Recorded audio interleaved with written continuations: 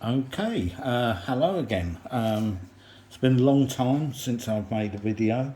Um, Unfortunately, my mother recently passed away, so obviously I've been busy with other things. So I've not been doing any videos or anything. So I thought it was about time I got back into it, and there's been a couple of changes since I last did a video. Obviously I went to Mauritius, of which I took the Tamron 150 to 500. As you can see, I've got another lens here, and this is a lens actually that completely I missed for some reason. I did come back from Mauritius, and believe me, I will do another video and I will show you some of the images that I got with this lens, and it really is a really good versatile lens. But I did decide that I want 600 millimeters. I do kind of miss that a bit. If you remember, I had the Sony, and I sold the Sony 200 to 600. And make no mistake, I've had a couple of arguments actually with people since, but and I stand by what I said. If you're going to compare, by the way, this is a Sigma 150 to 600. And what made me get this is I was looking at the new 60 to 600. And there was a comparison of this and that lens, and I somehow completely missed this lens as even a consideration. I don't know, it completely bypassed me. This is the sports version, not the contemporary. Now, I haven't really tried it. I got it today. It's brand new. So I will come back later on. But why didn't I go well, as I said before, as wonderful as the Sony 200 to 600 is, and to many fanboys it's the ultimate, and I'm sorry, but it's not.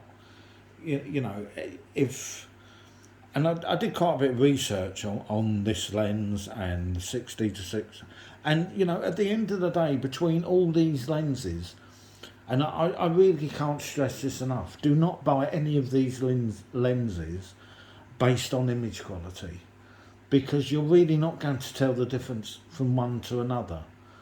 You may see small differences if you blow your images up to 100%, but in real world, the differences are so minuscule, they're not even worth discussing, let alone arguing about. And people do argue about these things for some ridiculous unknown reason, but they shouldn't, because it's silly, because there's not much difference between these lenses at all. So obviously I will do, and first, the build quality is fantastic. The weight, it is heavy. It's definitely a weighty lens. It's slightly lighter than the 200 to 600. It's certainly heavier than this, but mind you, this does weigh quite something for a small lens. If we stand them up, I haven't even removed that bit yet, but and you can see, there's quite a difference there, isn't there?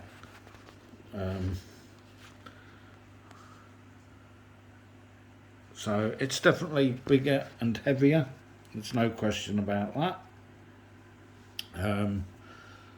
As I say, I will test it out and see what the images look like. But if you are considering one of these lenses, I just feel that for me, I want the 600. I just think,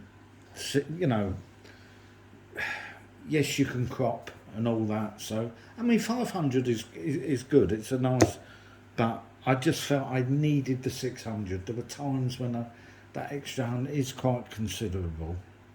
But I said, and I was tempted to get another Sony. But then I remembered why I got rid of it. And it wasn't because of the image quality. You know, the image quality is great. It's as good as all the others.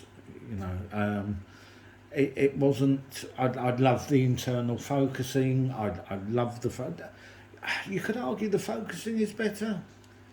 I'm not sure that it is. It feels like it's slightly better. Again, I don't think it's a big deal. You know, I never had any issues with this.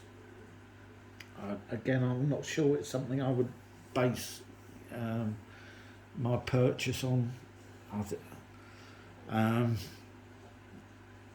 But it was just the fact that the lens is too long.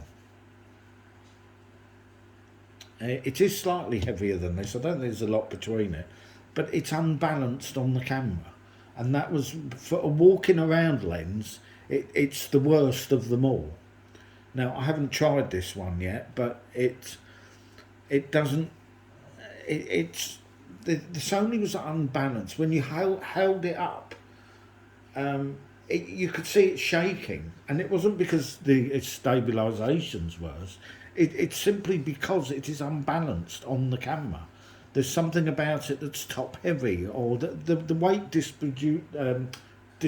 distribution within the lens isn't very balanced, and that's what I didn't like about it.